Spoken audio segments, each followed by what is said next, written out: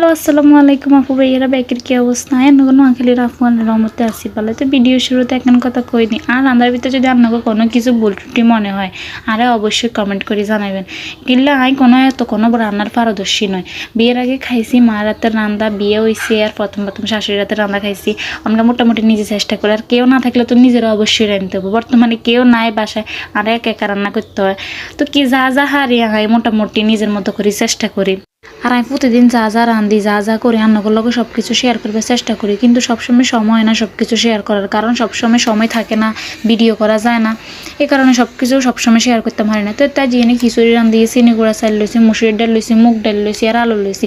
আমি খুব সিম্পলভাবে রাঁধছি, কারণ আর কাছে কোনো রকম সবজি অ্যাড করলে ভাল লাগে না। এই খিচুড়িটার লগে সবজি দরকার, তবে আর কাছে ভাল লাগে না, আর কাছে এইভাবে ভাল লাগে। তো বাগার দিয়ে লাইছি, বাগার জন্য গিয়েছে তো ডিম ভাজি করে লইয়া লাইছি।